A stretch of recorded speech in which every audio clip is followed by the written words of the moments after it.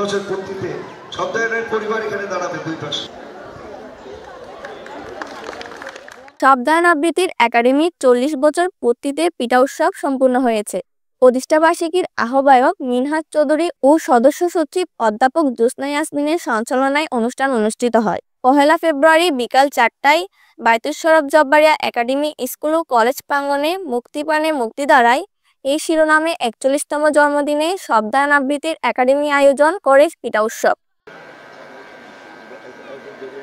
অনুষ্ঠানে প্রধান অতিথি হিসেবে ছিলেন বায়তুল শরফ কমপ্লেক্সের মহাপরিচালক এম সিরাজুল ইসলাম। উদ্বোধন করেন অধ্যাপক সমস্বর চক্রবর্তী ও সিনিয়র সহকারী সচিব তাপ্তি চাকমা। শব্দায়নের প্রতিষ্ঠাতা পরিচালক জসিমউদ্দিন বকুলের সভাপতিত্বে আরও বক্তব্য রাখেন নাট্যজন তাপস রক্ষিত, কবি আসিফ নূর ও কবি শামীম আক্তার চৌধুরী, সাবেক শিক্ষা অফিসার নাসির উদ্দিন, সিসিএনের চেয়ারম্যান সুবিমল পাল পান্না।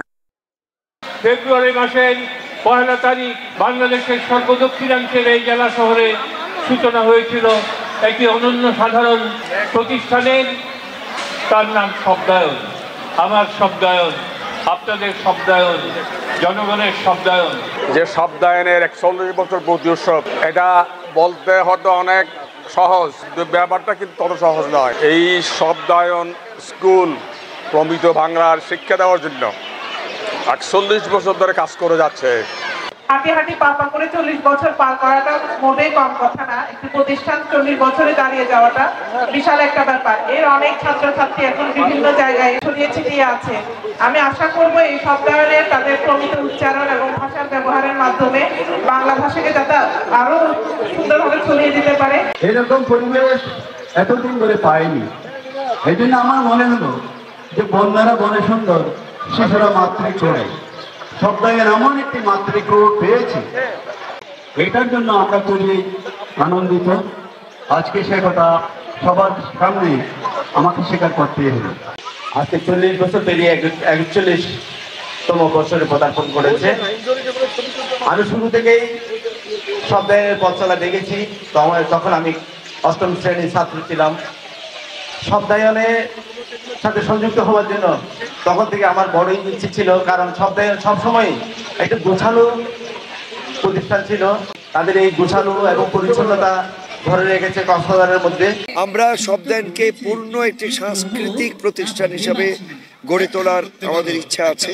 শুদ্ধ সংস্কৃতি চর্চায় শব্দায়নের আরও কিছু বিভাগ খোলার মাধ্যমে বাংলা সংস্কৃতির উপর জোর দেব এবং বাংলা ভাষার সঙ্গে বাংলা সাহিত্য সংস্কৃতি একযোগে কাজ করে আমরা একটি শুদ্ধ সমৃদ্ধ প্রজন্ম গড়ে তুলব, এই প্রত্যাশা আমাদের। 41টি গোলাপ ও 41 রকমের পিঠা নিয়ে অনুষ্ঠিত শব্দায়ন আবৃত্তির একাডেমির প্রতিষ্ঠাতা বার্ষিকীতে শিক্ষার্থীদের আবৃত্তি ও গানের মুগ্ধতা ছড়িয়ে পড়ে। শব্দায়ন আবৃত্তি একাডেমি 41তম জন্মদিন পালন করা হচ্ছে। প্রতি বছর এই জন্মদিন পিঠার মাধ্যমে পালন করা হয়। আজকের শব্দায়ন একাডেমির এই উৎসবে আমার খুব ভালো লেগেছে। এখানে হরেক রকমের পিঠার আয়োজন করা হয়েছে।